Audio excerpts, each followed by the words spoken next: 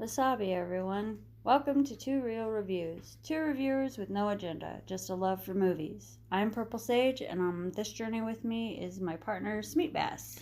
Hey everybody. Today, I'm reviewing Beverly Hills Cop Axel F. Beverly Hills Cop Axel F is an action comedy directed by Mark Molloy. It stars Eddie Murphy, Judge Reinhold, and many more. This is the fourth installment in the film series, and it follows Axel Foley for the fourth time on another crazy adventure. If you'd watched any of the films in this series, then you know what to expect. Foley, a detective in Detroit, learns of a threat to his daughter. He travels to Beverly Hills, and the hilarity ensues.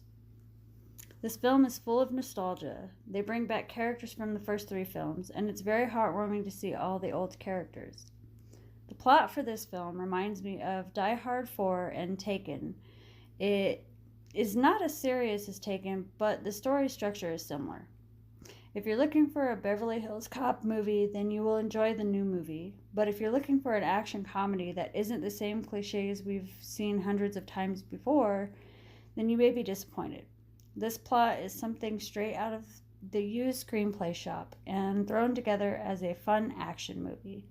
The action scenes were done pretty well. However, I did see some continuity errors, but it didn't distract me from the scene. It wasn't bad, but it wasn't great.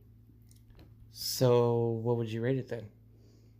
Like a 3 star? 3 star. Okay. Would you give it a letter grade? Maybe a C? A C. Okay.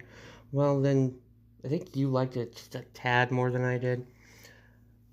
I know people love this series, but for some reason I'm just partial to 48 Hours. Like, I don't know if I'm in the minority with that. It's just like I love 48 Hours, but that's another story.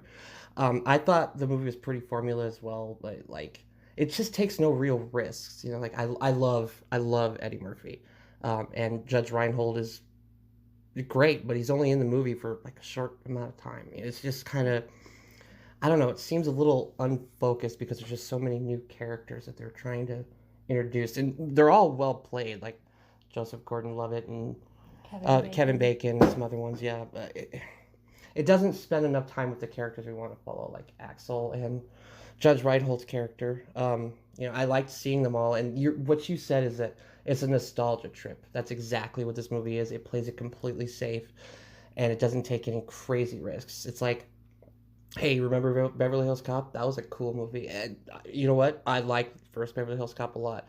I'd probably rate this one probably the same level, maybe a notch below the second movie.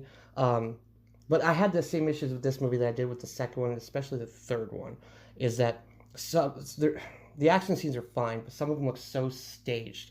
Like there's literally a scene in this movie where a bunch of cop cars crash into each other, and that happened in the first movie as well. It's just like, wait, didn't I just see it? Second and Yeah, third. it happens all the time, so it's kind of not original, but not bad. It's just like of a piece. I will say that it probably has the best villain of the series, but that's not saying a lot because the villains in the first three were pretty generic. Like, I mean, the actors are fine, but Eddie Murphy just never wanted to be upstaged, and I understand that. So having this villain, he's much better, but kind of a low bar. But there is a scene in this movie where they're in a helicopter, and all I can think of was like the biggest scenes in like other buddy cop movies like Lethal Weapon and pick your Arnold Schwarzenegger movie. Like, I mean, you could think of the jet scene in True Lies or any of that other stuff. Like, Die Hard 4. yeah, like exactly. So to go with your Die Hard 4 comparison, you're basically right. The story is more or less it's pretty close to Die Hard 4, Live Free or Die Hard, whatever I guess we're supposed to call it these days. But it doesn't have some of the incredible action sequences that Die Hard 4 had, but it still has pretty decent ones. But as I said, some of them are kind of staged. I remember my biggest complaint with Beverly Hills Cop 3 was that Eddie Murphy was just too lethargic. I think I even said, dude, are you on like Ambien or something? Like, you're just so mellow. And this one, he's more like Axel Foley, from the first two films. But God, I miss his laugh.